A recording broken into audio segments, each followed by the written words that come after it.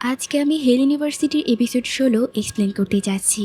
তো আর দেরি না করে চলো এপিসোডটি শুরু করা যাক। আগের এপিসোডের শেষের দিকে আমরা দেখেছিলাম জেইন অনেকটা ক্লান্ত হয়ে একটা জায়গায় এসে ঘুমিয়ে পড়ে, আর তখনই সে স্বপ্নে সুপ্রিমো বলা কথাগুলো মনে করতে থাকে, যেখানে সুপ্রিমো তাকে বলেছিল, আমি চাই তুমি লড়াই করো, আমার জন্য নয় কিংবা তোমার বন্ধুদের জন্য নয়, আমি চাই তুমি নিজের জন্য লড়াই করো আর আমার কথা চিন্তা করো না।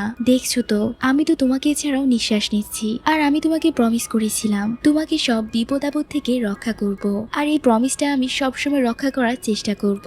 জেইন সুপ্রিমোর এইসব কথা মনে করতেই হঠাৎ করে তার ঘুম ভেঙে যায়, আর সে সামনে হইকে দেখতে পায়, আর ঠিক তখনই সে কোনো একটা বিপদ আন্দাজ করতে পারে। তাই সে তখনই সেখান থেকে বের হয়ে আসে। সে যখন একটা দেয়ালের সামনে দাঁড়িয়ে সুপ্রিমো দেওয়া রেসেলভিনিয়ার সেই ছুরিটা বের করে, আবার সেটি ব্যাগের ভিতরে রেখে দেয়। আর ঠিক এমন সময়ে পিছন থেকে হঠাৎ করে রেসেলভিনিয়া এসে জেইনের মুখ চেপে ধরে। জেইন তার কাছ থেকে হাত ছুটানোর চেষ্টা করে, কিন্তু পারে না। রেসেলভিনিয়া এরপর তাকে দেয়ালের পিছনে নিয়ে যায়, এরপর তার মুখ থেকে হাত সরিয়ে দেয়। তাকে জিজ্ঞেস করে, তুমি আসলে কি চাও? তখন রেসেলভিনিয়া বলে, কেন তুমি সুপ্রিমো থেকে মুখ সরিয়ে নিয়েছো? তুমি তার জন্য লড়াই করলে না কেন? এরপর সে সুপ্রিমোর মতো তাকেও ডার্লিং বলে ডাকে। জেইন ডার্লিং কথাটা শুনে অনেকটা কেঁপে যায়, আর রেগে গিয়ে রেসেলভিনিয়ার গায়ে হাত তোলার চেষ্টা করে। জেইন বলে, আমাকে ওই নাম দিয়ে ডাকবে না। তখন রেসেলভিনিয়া তার হাতটা জব্দ করে ধরে রাখে। এরপর জেইনকে বলে, আমাকে ভয় পেও না। এটা বলেই সে তার হাত দিয়ে জেইনের চোখ বন্ধ করে দেয়। এরপর তার মাস্ক খুলে জেইনের ঠোঁটে আলতো করে একটা চুমু খায়। এরপরে একদম হুবহু সুপ্রিমোর মতো করে জেইনকে বলে, ডার্লিং প্লিজ আমার কাছে ফিরে আসো। সুপ্রিমো আমাকে বলেছে এই মেসেজটা তোমাকে দিতে। এটা বলে সে তাড়াতাড়ি করে সেখান থেকে চলে যায়। এর সাথে সাথেই তো জেইনের মনে পড়ে যায় সেদিনের কথা, যেদিন সুপ্রিমো তাকে আলতো করে তার ঠোঁটে চুমু খেয়ে তাকে শেষ বিদায় জানিয়েছিল।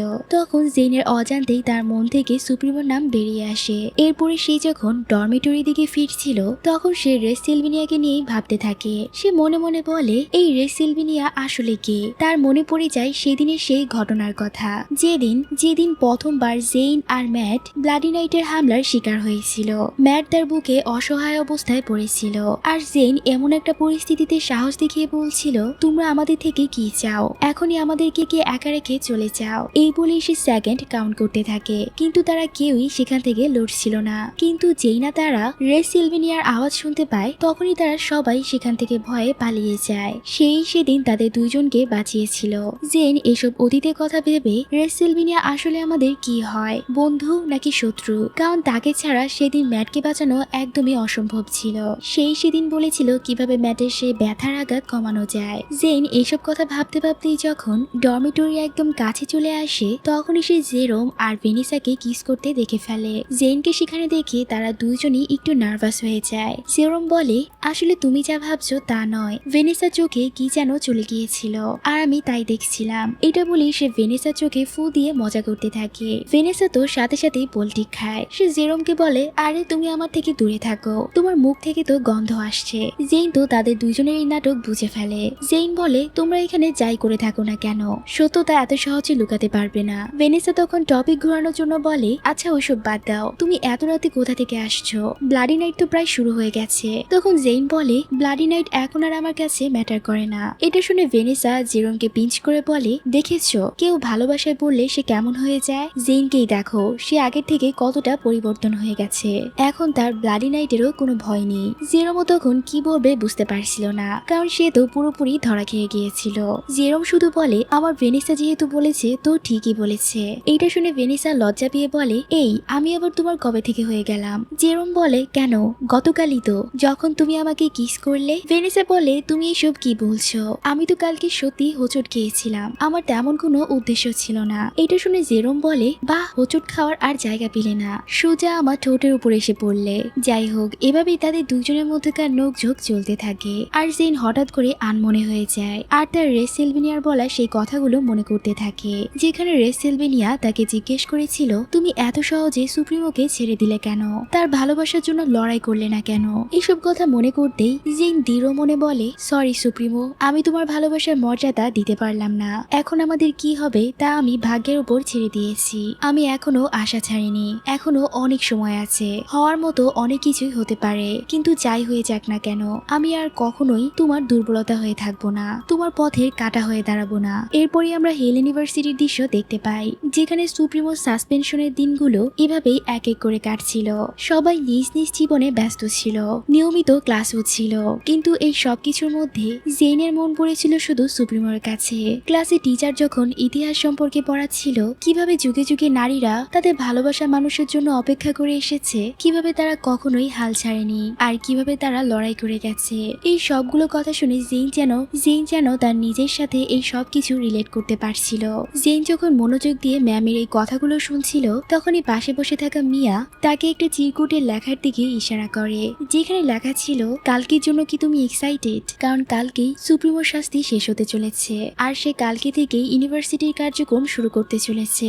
মিয়া এই নোটটা ছিঁড়ে জেইনকে দেয়। জেইন কিছু না বুঝার মতো ভান করে বলে, কালকে কি এমন হয়েছে যার জন্য এত এক্সাইটেড থাকতে হবে? মিয়াও ইশারা করে বলে, কেন জেইন, তুমি কি জানো না? জেইন তখন সুপ্রিমোর কথা মনে করে ব্লাশ করতে থাকে আর ঘড়ি কাটার দিকে তাকিয়ে থাকে, কখন তার ক্লাস শেষ হবে আর সে এসএসজি অফিসে গিয়ে সুপ্রিমোর দেখা পাবে। এর পরের দৃশ্যেই দেখা যায় জেইন এসএসজি অফিসে গিয়ে মন খারাপ করে সুপ্রিমোর কথা মনে করতে থাকে, শেষবার কিভাবে সে সুপ্রিমোর মন ভেঙেছিল, আর সুপ্রিমো তখন বারবার বলে যাচ্ছিল সে তাকে কতটা ভালোবাসে, আর কিভাবে তাদের সম্পর্কে শেষ হয়েছিল, আর কিভাবে সে প্রথমবার সুপ্রিমো জীবনে কদম রেখেছিল।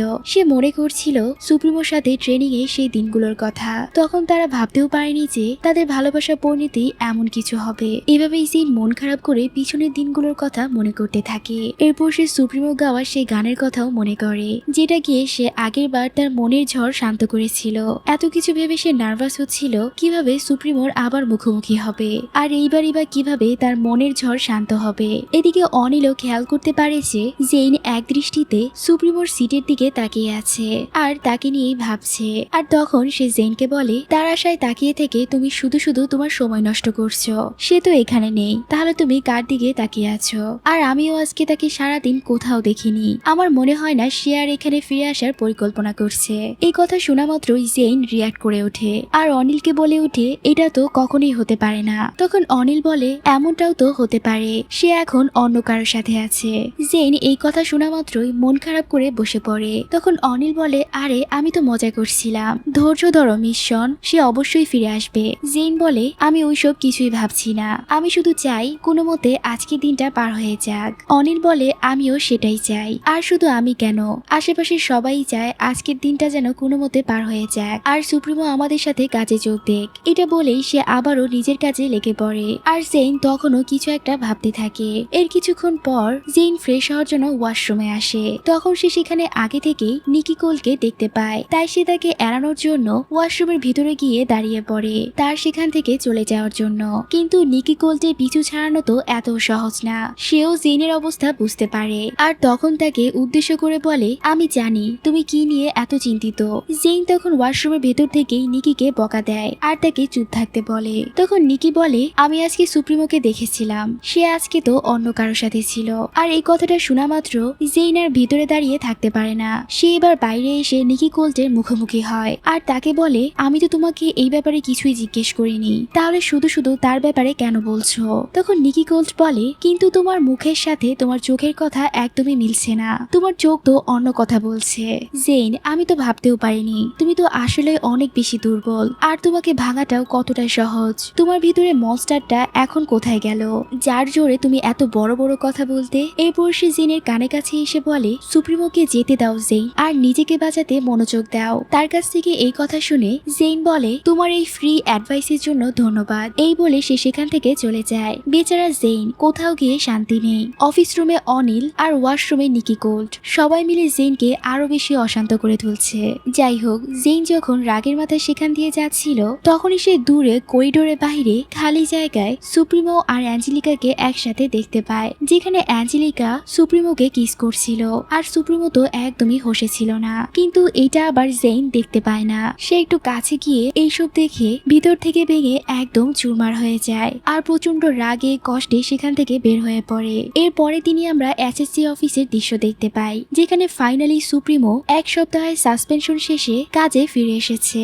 সে এক এক করে তখন সব পেন্ডিং ফাইলগুলোতে সিলগালা করছিল। জেইনও তখন তার সামনে এসে দাঁড়ায় তার হাতে থাকা ফাইলটিও সাইন করার জন্য, কিন্তু সুপ্রিমো জেইনকে দেখে একদমই কোনো রিয়াক্ট করে না, কিন্তু তবুও তো তার চোখে মুখে কষ্ট ফুটে উঠছিল। সে জেইনের ফাইল ফাইলটা হাতে নিয়ে বাকি সবার মতো তার সবগুলো পেজে সিলগালা করে দেয়। এরপর অন্য কাউকে আসতে বলে। এই পুরো সময়টা জেইন সুপ্রিমোর দিকে এক দৃষ্টিতে তাকিয়েছিল। জেইন সেখান থেকে চলে যেতেই এরপর সেখানে অ্যাঞ্জেলিকা আসে, আর সেখানে এসে ফ্ল্যাটি ওয়েতে তার সাথে কথা বলে। সুপ্রিমো অ্যাঞ্জেলিকাকে সেখানে দেখে খুশি হওয়ার ভান করে আর অ্যাঞ্জেলিকাকে গত রাতের জন্য ধন্যবাদ জানায়। সে অ্যাঞ্জেলিকাকে বলে গত রাতে ওই সবকিছুর জন্য তোমাকে ধন্যবাদ। অ্যাঞ্জেলিকা তখন হাসি দিয়ে বলে তোমার জন্য তো আমি সবকিছুই করতে পারি সুপ্রিমো। আর এদিকে জেইন তো এই সবকিছুই সেখানে দাঁড়িয়ে দাঁড়িয়ে দেখছিল। এইসব কথা শুনে তার কষ্ট যেন আরো বেড়ে যায়, আর তখনই সে সেখান থেকে চলে যায়। এরপরে আমরা ক্যান্টিনের দৃশ্য দেখতে পাই, যেখানে জেইন ও তার বন্ধুরা সেখানে বসে আড্ডা দিচ্ছিল। ডেভ তখন তার বই থেকে একটা লাইন পড়ছিল, যেটা ছিল কুকুররা কখনো উপরের দিকে তাকাতে পারে না। ডেভ তাদের সবাইকে জিজ্ঞেস করে এটা কি আসলেই সত্যি। মিয়া বলে তুমি এইসব জিনিস নিয়ে ঘাটাঘাটি বন্ধ করো। তখন ডেভ ভেনেসাকে জিজ্ঞেস করে তুমি কি কখনো দেখেছো কোনো কুকুরকে উপরের দিকে তাকাতে। ভেনেসা তাকে সতর্ক করে বলে ডেভ সাবধান, আমাকে তোমার এসব আজে বাজে জিনিসে একদমই ইনভলভ করবে না। তখন জেরম বলে তাহলে আমার কি, আমি কি তোমাকে আমার আজে বাজে বিষয়ে ইনভলভ করতে পারি। যাই হোক, তারা বন্ধুরা সবাই এইসব নিয়ে মজা করছিল, আর জেইন চুপচাপ আনমনে বসেছিল। ঠিক তখনই সেখানে একটা অ্যানাউন্সমেন্ট শোনা যায়, যেই অ্যানাউন্সমেন্টের মাধ্যমে ফ্রান্সিসকো জানায় এখন আর এই মুহূর্ত থেকে সব ক্লাস সাসপেন্ড করা হলো। এই কথা শুনে আশেপাশের সবাই একদম অবাক হয়ে যায়, হঠাৎ করে আবার কি হলো। এরপর ফ্রান্সিসকো অ্যানাউন্সমেন্টে আরো জানায় কিছুক্ষণ পরই কনফারেন্স রুমে সবাইকে নিয়ে একটা জেনারেল মিটিং হবে, আর সেখানে ঠিক 1:30 বাজে সবাইকে উপস্থিত থাকতে হবে। এর পরের দৃশ্যে আমরা লুককে দেখতে পাই, সে কোনো একটা পরিকল্পনা করে ম্যাডাম ভায়োলেটের রুম থেকে বের হচ্ছিল। এদিকে এই অ্যানাউন্সমেন্ট শোনার পর সবাই ভীষণ ঘাবড়ে গিয়েছিল। ভেনেসা বলে আমার কেন জানি কিছুই ভালো লাগছে না, মনে হচ্ছে বড় কোনো বিপদ আসতে চলেছে। তখন জেইন সাহস জুগিয়ে বলে এইবার তাদের প্ল্যান যাই হোক না কেন আমরা সবাই একসাথে তাদের মোকাবেলা করব। এটা বলেই সে তাদের দিকে তাকায়। এরপর সেই কনফারেন্স রুমে একে একে সব ম্যাডাম ও অ্যাডমিন লেভেলের সবাই সেখানে এসে উপস্থিত হয়। এরপর অ্যাঞ্জেলিকা, ফ্রিজি ও সুপ্রিমো শেষমেশ সেখানে এসে হাজির হয়। তাদের কারোরই কোনো ধারণা ছিল না এই জরুরি কনফারেন্সটা আসলে কেন ডাকা হয়েছে। কিছুক্ষণ পরেই সেখানে ম্যাডাম ভায়োলেট ও ফ্রান্সিসকোর এন্ট্রি হয়। সে সেখানে দাঁড়িয়ে সবার দিকে তাকিয়ে থাকে। এরপর সবাইকে গুড মর্নিং বলে তার কথা বলা শুরু করে। সে সবাইকে বলে তোমরা নিশ্চয়ই এই জাহান্নামের মধ্যে থাকতে থাকতে ক্লান্ত হয়ে গেছো, তাই আমি তোমাদের সবার জন্য একটি সুখবর নিয়ে এসেছি। খুব তাড়াতাড়ি তোমরা মুক্তির স্বাদ পেতে চলেছ। এই কথা শুনে সব স্টুডেন্টরা একদম অবাক হয়ে যায়, আর জেইন ম্যাটের দিকে তাকিয়ে জিজ্ঞেস করে ম্যাট তোমার কি হয়েছে, তুমি ঠিক আছো তো। আসলে ম্যাটের তখন কিছুটা খটকা লাগছিল, কারণ সে খেয়াল করতে পারে যে বাকি সব স্টুডেন্টরা এখানে উপস্থিত থাকলেও নাজিল লুমিয়া আর নিকি কোল্ট এখানে কোথাও নেই। এর পরপরই ম্যাডাম ভায়োলেট আবার বলতে শুরু করে। সে বলে তোমাদের সব ভোগান্তি শেষ হতে চলেছে। তোমরা তো সবাই জানো আগে এই ইউনিভার্সিটির নাম ছিল ফিলিপাইন হাই ইউনিভার্সিটি, এরপরে এটি হেল ইউনিভার্সিটিতে পরিণত হয়। আর এই জায়গাটি তোমাদের অদম্য ধৈর্য আর শক্তির সাক্ষী হয়েছে, কিন্তু খুব শীঘ্রই এই সব কিছুর সমাপ্তি ঘটতে চলেছে। যদিও এই গল্পের সমাপ্তি ঘটে, তবুও হেল ইউনিভার্সিটির ইতিহাসের পাতায় এটি চির স্মরণীয় হয়ে থাকবে। এই জায়গার সাথে সাথে তোমাদের সবাইকে মনে করা হবে। ম্যাডাম ভায়োলেটের কাছ থেকে এইসব কথা শুনে সবাই আরো বেশি ঘাবড়ে যায়। এরপরই ম্যাডাম ভায়োলেট আসল কথা বলতে শুরু করে। সে বলে আমরা এত বছর যাবত একটি ফর্মুলা বানানোর এক্সপেরিমেন্ট করছিলাম, এমন একটি ফর্মুলা যেটা মৃতকেও জীবিত করতে পারে। ম্যাডাম ভায়োলেটের এইসব কথা শুনে স্টুডেন্টরা মজা করতে থাকে। তারা ভাবছিল ম্যাডাম ভায়োলেট হয়তো পাগল হয়ে গেছে, এসব কি আবল তাবল কথা বলছে। তখনই আমরা সেখানে লিয়ামকেও দেখতে পাই। এদিকে ম্যাডাম ভায়োলেট আবারও বলতে থাকে এখন আমরা সেই ফর্মুলাটা শেষ করার চূড়ান্ত পর্যায়ে আছি, তাই আমি তোমাদের সবাইকে শেষবারের মতো আমাদেরকে সহযোগিতা করার আহ্বান জানাচ্ছি। তারা কেউই বুঝতে পারছিল না এইসব এক্সপেরিমেন্টে তারা আবার কি করতে পারে। তারা এইসব নিয়ে অনেক বেশি কনফিউজ ছিল।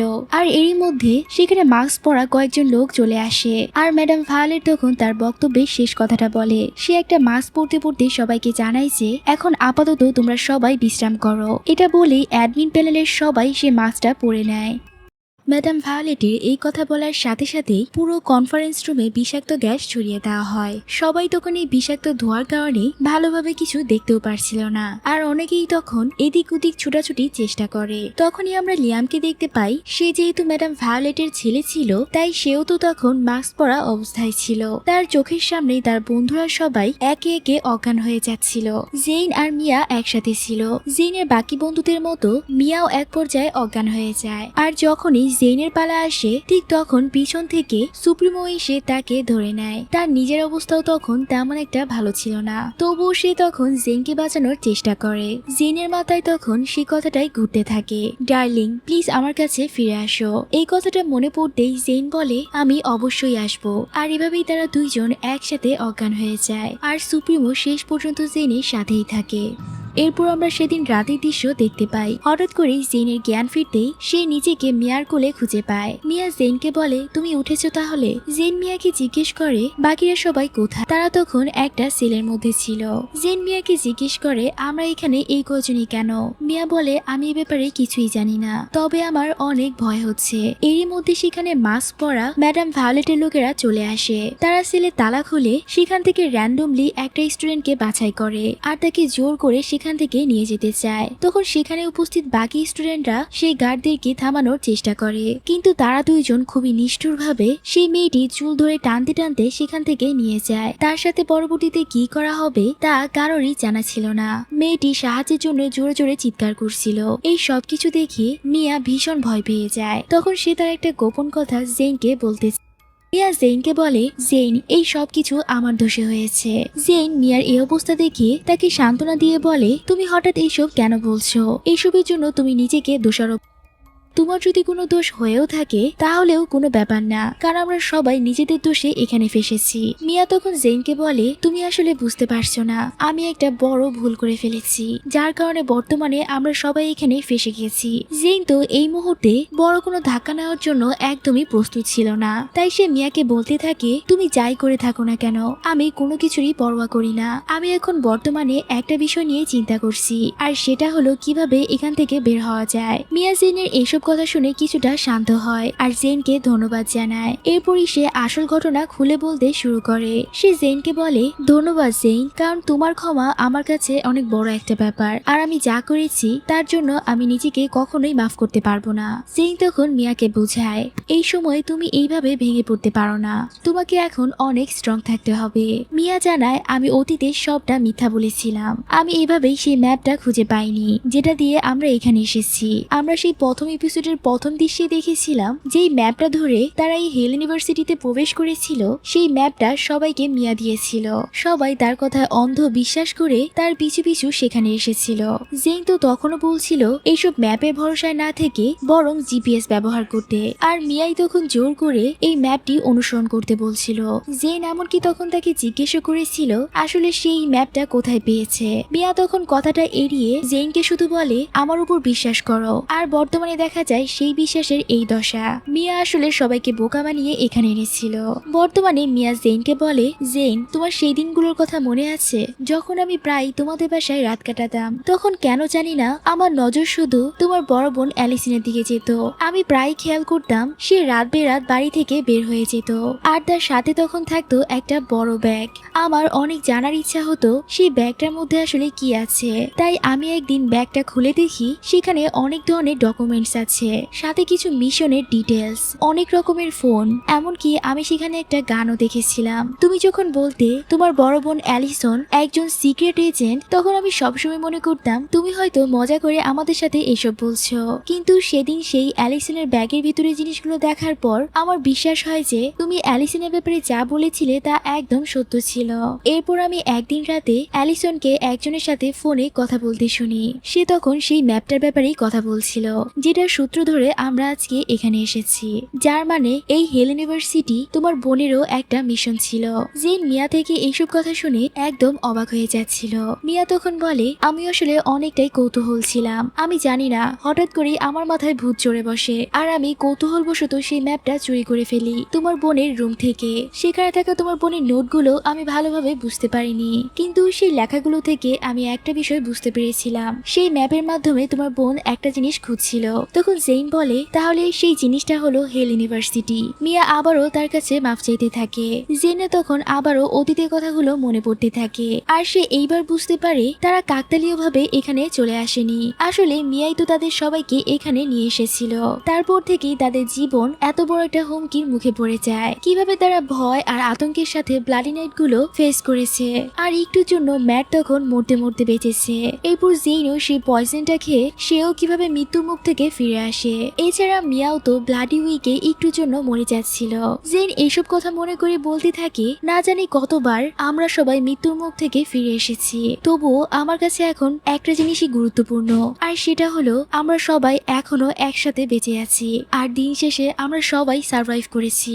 দৃশ্য এবার আবারও বর্তমানে ফিরে আসে, আর মিয়া তখনও বলতে থাকে, জেন এই সবকিছু পিছনে আমি দায়ী, শুধুমাত্র আমার জন্য আজ আমরা সবাই এখানে ফেসে গেছি। তখন জেন শুধু একটা কথাই বলে, তুমি যদি আমাদেরকে এই কথাটা শুরুতেই বলে দিতে, কিন্তু এখন আফসোস করে কোনো লাভ নেই, কারণ এখন আমাদের হাতে আর কিছুই করার নেই, এটাই এখন আমাদের চরম বাস্তবতা। কিন্তু আমি এই সবকিছু শেষ এভাবে হতে দিব না, সবেমাত্র আমাদের আসল লড়াই শুরু হলো।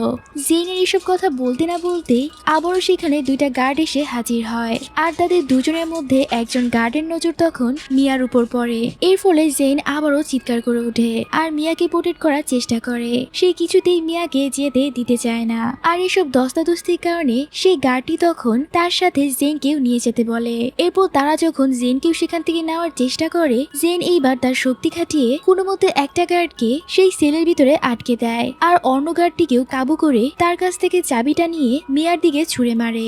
জেন যখন সেই দ্বিতীয় গার্ডটির সাথে লড়াই করছিল, তখনই সেখানে সেলের ভিতর থেকে প্রথম গার্ডটি বের হয়ে জেনের উপর হামলা করে, আর মিয়া এই সময়ে একে একে সবগুলো সেলের তালা খুলে দেয়, যার ফলে সেখানে সব স্টুডেন্টদের হট্টগোল লেগে যায়। সব স্টুডেন্টরা তখন সেখান থেকে তাড়াহুড়া করে বের হওয়ার চেষ্টা করে।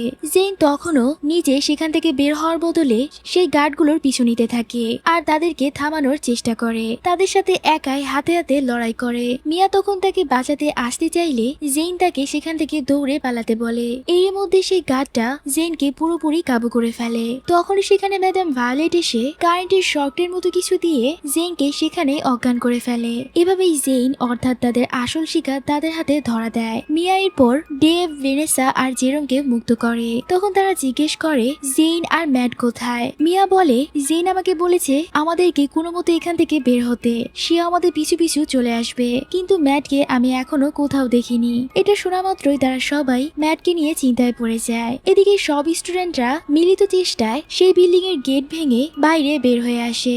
তখনই দেখা যায় ওপর থেকে কেউ একজন তাদের সবার উপর নজর রাখছিল। আমার মনে হয় এটা টিচার আলভারেজ হতে পারে।